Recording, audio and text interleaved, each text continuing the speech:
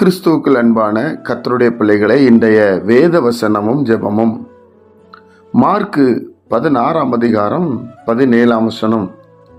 நேற்றைய தினத்தில் என் நாமத்தினாலே அவர்கள் பிசாசுகளை துரத்துவார்கள் என்று தியானித்தோம். தேவனுடைய பிள்ளைகளே, இன்றைக்கு நவமான பாஷைகளை பேசுவார்கள். விசுவாசி கிட்ட இருக்கக்கூடிய ஒரு அடையாளம் என்ன என்று சொன்னால் நவமான பாஷை. தேவனுடைய பிள்ளைகளே, பற்பல பாஷை என்பது பல மொழிகளிலே பேசுவது பற்பல பாஷை. அதை நாம் பேச வேண்டும். தேவனுடைய பிள்ளைகள் இந்த பாஷை தான் நான் கற்று வைத்திருக்கிறேன், இது இருந்தால் எனக்கு போதும் என்று சொல்லக்கூடாது. வேதத்தின்படி எல்லா பாஷைகளையும் கற்று வைத்திருக்க வேண்டும். எல்லா பாஷையிலும் இயேசு பற்றி சொல்ல அறிந்திருக்க வேண்டும்.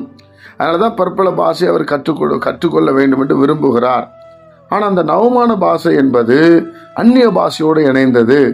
தேவனுடைய பிள்ளைகளே, இதிலே ஆண்டவரை துதிக்க முடியும், ஆண்டவரோடு பேச முடியும், ஆண்டவரோடு இணைய முடியும்.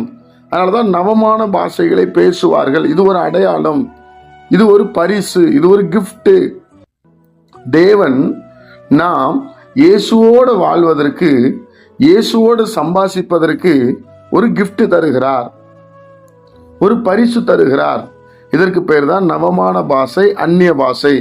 தேவனுடைய பிள்ளைகளே, இதில் நீங்கள் பேசி பேசி பழகும் போது நீங்கள் தனிப்பட்ட நேரத்தில், சோர்ந்து போன நேரத்தில், பலவீனப்பட்ட நேரத்தில், தனிமையில் நீங்கள் அதிகமாக இதை பேச நீங்கள் முயற்சி செய்யலாம்.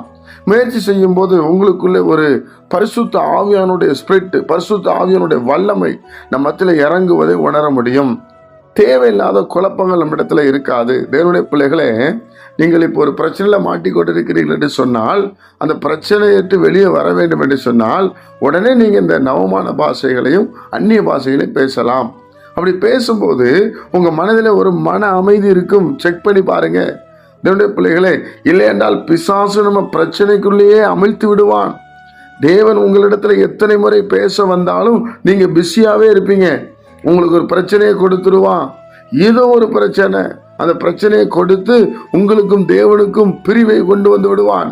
அதனால எத்தனை கோடி ப்ராஜெக்ட் உங்களை விட்டு நின்னாலும், என்னதான் உங்களை யார் ஏமாத்த நினைச்சாலும், நீங்க நவமான பாஷைகளையும் அந்நிய பாஷைகளையும் பேசாம இருக்காதீங்க. இந்த உலகத்துல எவ்வளவு பணம் போனாலும் ஆண்டவர் திரும்பி கொடுத்துருவார். ஆனா ஆத்துமா நஷ்டப்பட்டா என்ன செய்வீங்க?